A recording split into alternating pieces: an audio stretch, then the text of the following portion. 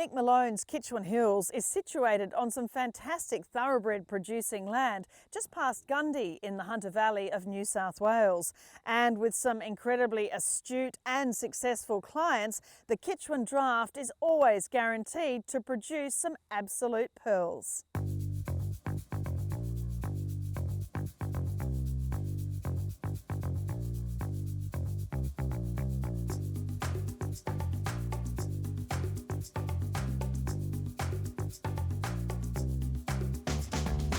Nick, Kitchwan Hills, it's always great to come up here and see your fabulous yearlings by always a range of different stallions and so many wonderful female families involved. And you've had Melbourne Cup winners, Golden Slipper winners, you name it, you've had it from this farm. And we love having you, Caroline, so thanks for coming up.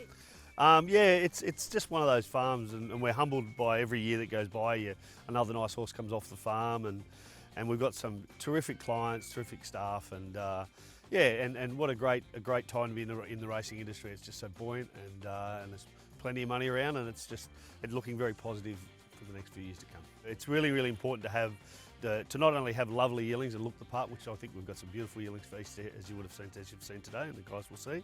But for them to leave that sale ground, go home, go forward, and continue to grow and go in the right direction, and then go on to be, to be that stakes horse on the tracks. That's what it's all about. And you've had some good judges who've been liking these horses so far. Yeah, it's sort of early days. I was saying before, we don't get as many people through for Easter as you do for some of the bigger sales, just because it's a smaller catalogue and they know they've got the time to get through the catalogue at the sale, so you don't get quite as many, but you definitely get all the good judges. But we had Michael Kerwin and James Bester here today, and Cura's manager in Shane Wright, so it was terrific to have them up.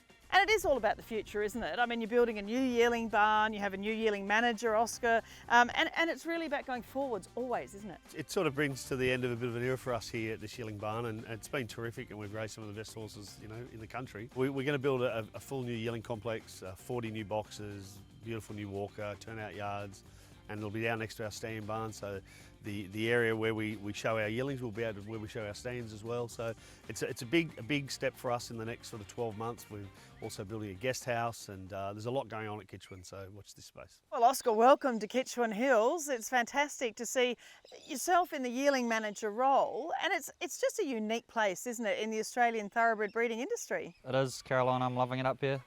It's a good family environment. Mick's been really helpful into the new role. Obviously the farm results speak for themselves. It's a really cool spot to be. Well, looking at the first of your yearlings, you're prepping in your first yearling prep here at Kitchwan as manager.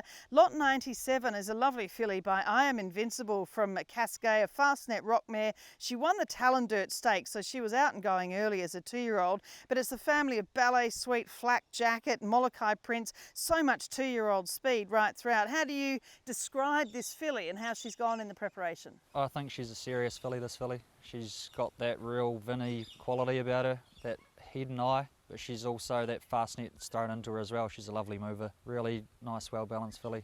She looks early to my eye as well. She's been a pleasure to prep. She's taken everything in her stride. She's just eaten up, got on with her work.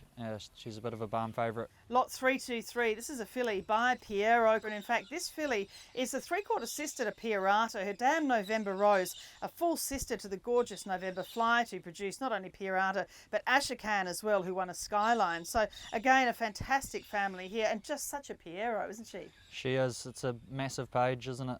There's a lot of Pierata in this filly, I think, too. She's beautifully well balanced. She's also been an absolute pleasure to prep. We are really proud of this family and what it's done for Kitchwan Hills. Lot 71 from Kitchwan here. As agent for the Chicks at Windsor Park Stud in New Zealand, this is a Savabeel filly from Bayrock, a Fastnet rock mare who's a full sister to Merchant Navy, Jolie Bay and so many others.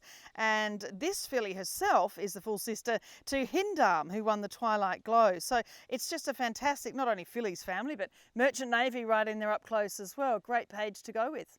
Yeah, she's a quality horse. Obviously Savabeel, what he's done with Moanga, 7-time champion sire in New Zealand. She's got Savabeel all over. Also, there's a lot of the mare in her, being a Fastnet rock mare, big, strong, scopy type of horse. She's the type of horse, she's got a bit of spice about her, but a lot of those good quality fillies have that bit of spunk, sets them apart from the rest. Oh, it's really nice to have one of Windsor Park's quality horses here again, Caroline. Roddy has obviously sent it over here, trusting us, and we're happy to present it for him.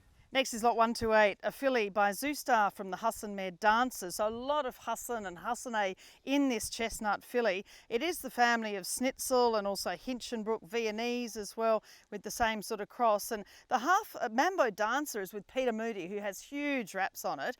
And, you know, some really good judges like this filly. Yeah, she's a bit of a standout as well. She's a lovely mover. There's a lot of Zoostar, but as you say, there's a lot of Hussonay. She's a real lovely type of horse too. Beautiful nature. Has just really prepped herself. She's obviously by a great stallion in Zoostar, but you can see a lot of the Dams family coming through in her. She looks a real early 2-year-old type, and she's a lovely mover. Lot 28 is a filly, another one by Zoostar, of course, the great son of Northern Meteor. Work Drinks by Fastnet Rock. She was a winner herself over 1,000 metres. Just her second foal. The first foal is already a trial winner and much loved by Maddie Dunn. They've got huge reps on that colt, so it's exciting taking this filly to Easter. She looks a big, powerful, early horse. This filly probably is more your typical Zoostar than the Dancers. She's got those typical Zoostar ears and that big nostril and head that he has. She's got a big neck and big shoulder. She's a really nice type of horse. Looks like she'll be an early runner. And finally from Kitchener Colt, lot 372 by Written Tycoon out of Red Fez, a red ransom mare. She was a 3-time winner, but she was placed in races such as the CUNY, the Angus Armanasco, and she's had 2 winners by Schnitzel and now has a colt. Of course, he's a 4-time champion Australian sire. She now has a colt by the current champion Australian sire, Written Tycoon. Obviously, Caroline Written Tycoon can do no wrong, and this colt is an absolute belter. He just looks 2-year-old speed to me. He's a bit of a bull, and we really think he's going to go early. And it is the family, and not far down at all either, of Shooting to Win and also Deep Field. So we're talking about a colt with a bit of a stallion's page. It is a stallion's page. She's your real typical son of Written Tycoon, and we know he is the sire of sires. Look what he's done in horses like Capitalist, and this horse looks like he could go on and do similar things. And as you say, it is exciting. I mean, this is what we try and sort of show in these previews, is for the staff that, you know, yearling managers such as yourself, but all the staff heading to Inglis Easter with horses of this calibre. It's exciting. Oh yeah, there's a lot of work goes into these horses. I'm just lucky enough, I've only been here a month and this has been my first prep with the farm, but there's 2 years of work goes into getting the horses to the sale, the matings, the foaling downs. I'm just here to put the icing on the cake. Everyone else has done the hard work, and I've loved this prep, but keen to get stuck into plenty more.